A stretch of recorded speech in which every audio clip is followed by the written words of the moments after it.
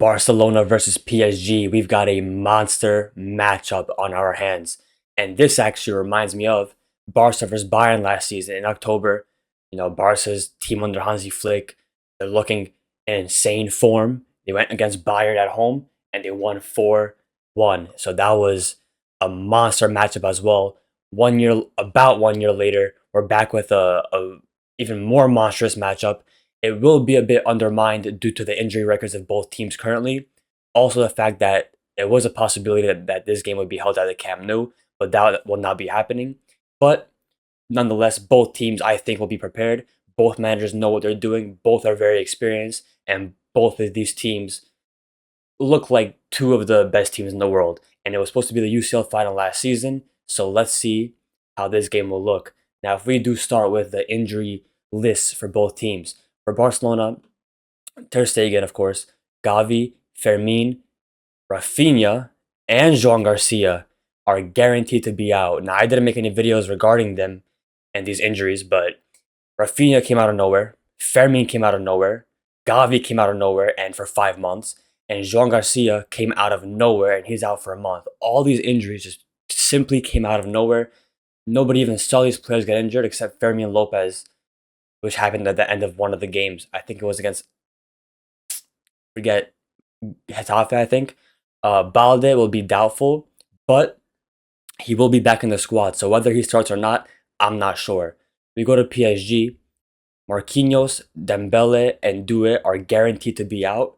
And then Kvaratskhelia, Vitinha, João Neves, and Fabian Ruiz are going to be doubtful. Now, lineup-wise, here's what I think will look for both teams. So, of course, for Barcelona, Chesney will have to start with Joan Garcia out, which is a big shame because seeing Joan Garcia in a big game against a team like PSG, regardless of their attackers missing, would have been very interesting to see how he faces those shots and those through balls, especially with how PSG play with Nuno Mendes and Hakimi, but we won't get to see that. Defensively, Koundé starts, probably. I think Christensen had a remarkable game against Oviedo, and I think it was Oviedo the last game. Against, who was it, Oviedo? And Real Sociedad. So Christensen had very good games against those two teams. Araujo and Kubarsi, though, I think will start, and that's because this is kind of the center-back pairing Flick has opted for in general this season. Yes, Christensen's looked nuts so far in terms of when he has gotten minutes, but I still think Flick will go for this pairing. If it was up to me, I would start Christensen with Kubarsi, but I think Flick wants to keep Araujo for the PMP battles that PSG will force Barca to face. Whether Balde starts or not, I'm not sure. I think he will because he is medically cleared for this game. And I don't think Gerard Martin will be able to handle the pace and power of PSG. So I think Balde does start this game. Midfield-wise, it will be Pedri and De Jong. Most certainly, those two together have looked ridiculous ever since Barca picked up form on their performances. They didn't look too good at the start of the season, the first 3-4 games. Once they came back from the international break, Barca started picking up form performance-wise, and then also started getting, continued getting results, but also picked up performance-wise form. Olmo, I think, will start also. I don't think he's gonna start Dro in this game. I think Olmo starts here. Yamal is probably gonna start. Rashford's probably gonna start, and Lewandowski's probably gonna start. Now, this is how the team looks for Barcelona. Now, if you go to PSG, it's a bit more interesting regarding them because I do not know who it would be. Chevalier starts, of course. Hakimi and Nuno Mendes start, of course. Pacho starts, of course. But to replace Marquinhos, who does Luis Enrique go for? Does he go for Beraldo? Does he go for Zabarni? I'm not sure.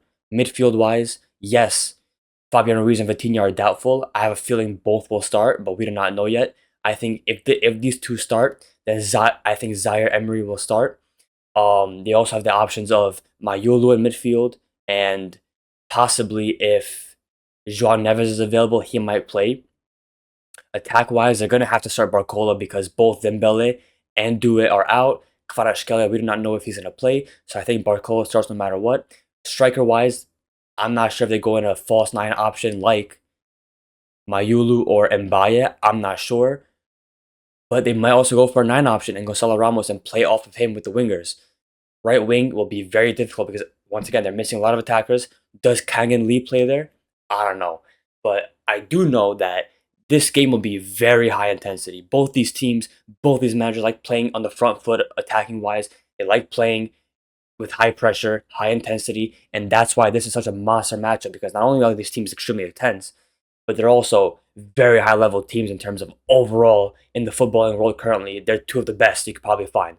So, how should this game be approached by Barcelona? We talked about the Newcastle game that Barca played away at St. James Park, and the whole point of that, the whole approach to that Barca went to and should have gone to, so they didn't. So Flick made the right decision was being less direct, being less vertical than they usually are, holding the ball more, and being a bit more vintage Barcelona in terms of holding possession and picking out their attacks specifically because a team like Newcastle, they're very aggressive, they're very intense, and they thrive off teams making games chaotic. Now, is that the case with PSG also? Yes, because they have a devastating counter considering their pace, and they have very good midfield in terms of finding those passes on the counter.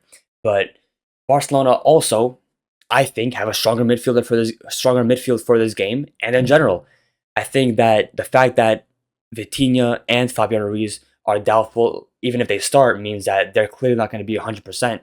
On the other hand, Pedri's going to be 100%, De Jong's going to be 100%, Olmo's going to be 100%, Yamal most likely, or at the very least, will be 90%. And overall, Yamal does help the midfield a lot in building up. And I think that Barcelona should go with a bit more of a controlled approach to this game as well, not just not just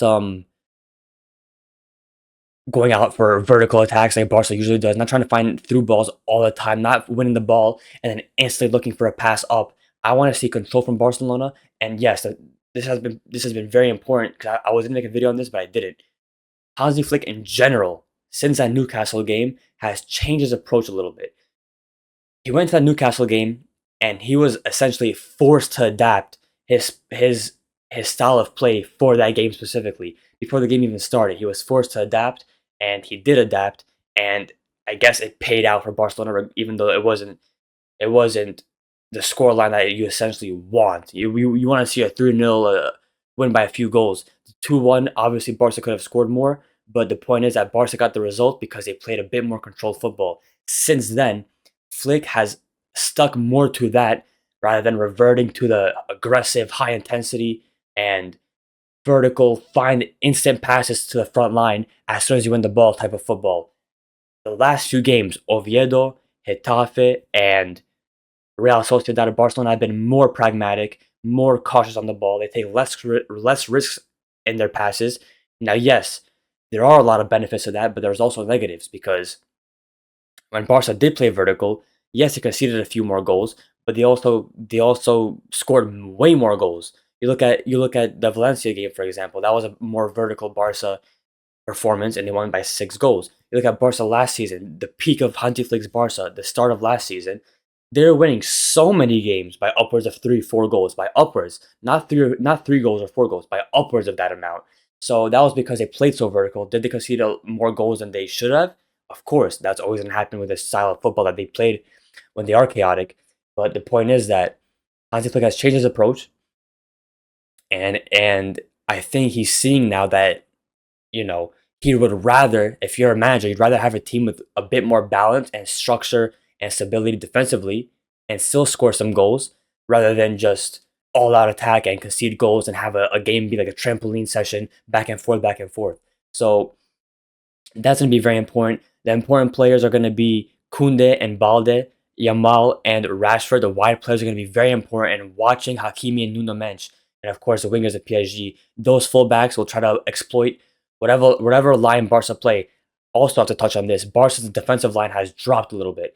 Yes, they still play a high line, but they don't pull off an offside trap as much as they used to.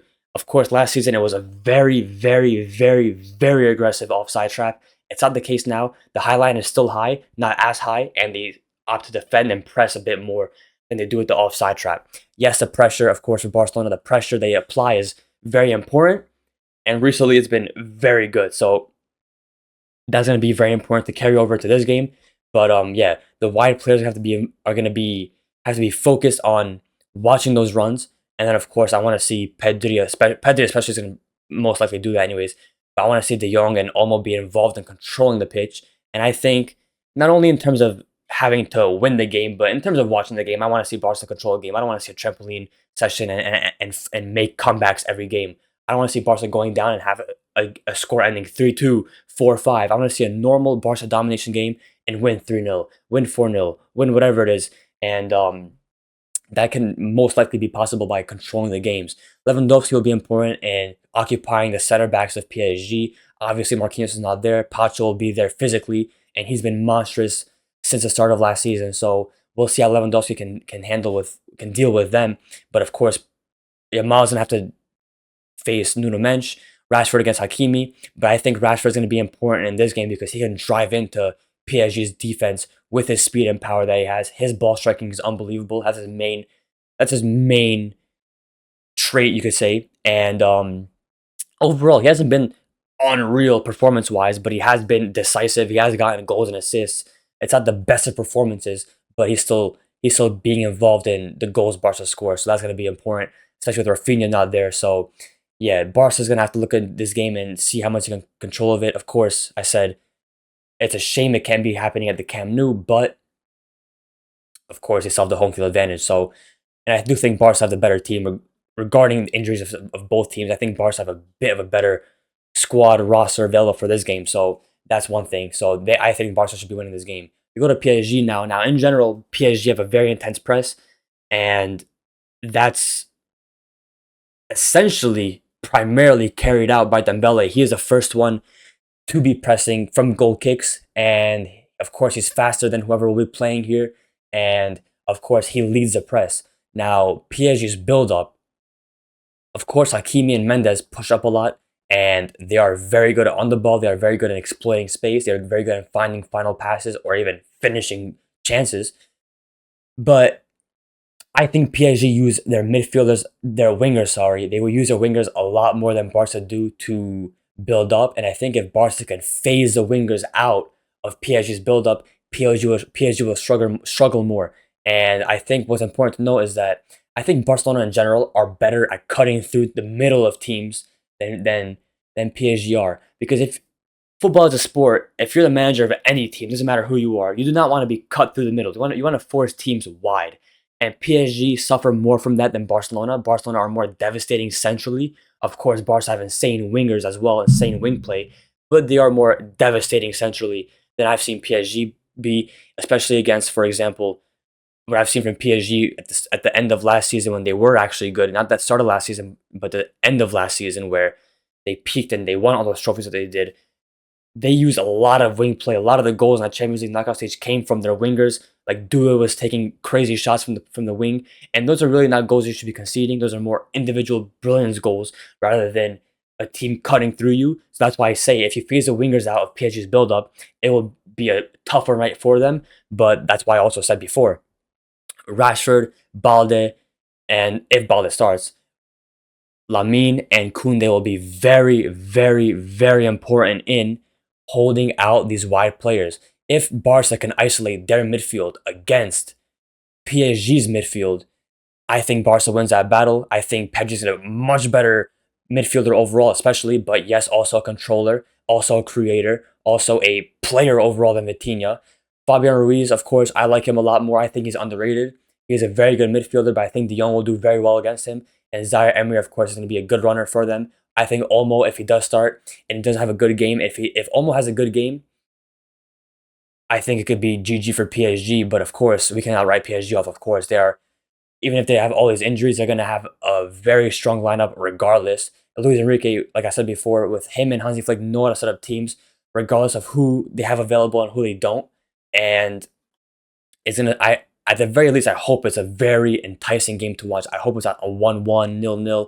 I want to see a Barca domination win 3-0, or I want to see a 2-1, a 3-2 at the. I don't want to see a 5-4 essentially. That's like too much trampoline ball. A 3-2 with a very good build up, very good possession play. I like to see that, of course. So yeah, that's what I think regarding these two teams.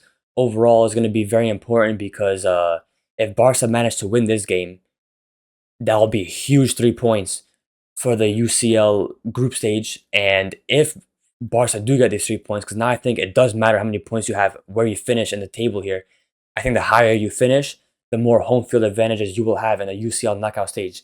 So that's going to be very important. And yeah, let's see how Barca do. I think the final score, it could of course be it could be either side, but I do think that Barca will win this game by a margin of 1 or 2 goals. I don't see it being a thrashing, in my opinion. I think the fullbacks of PSG are far too important, are far too good, are far too physically advanced to allow PSG to concede to lose by more than 2 goals.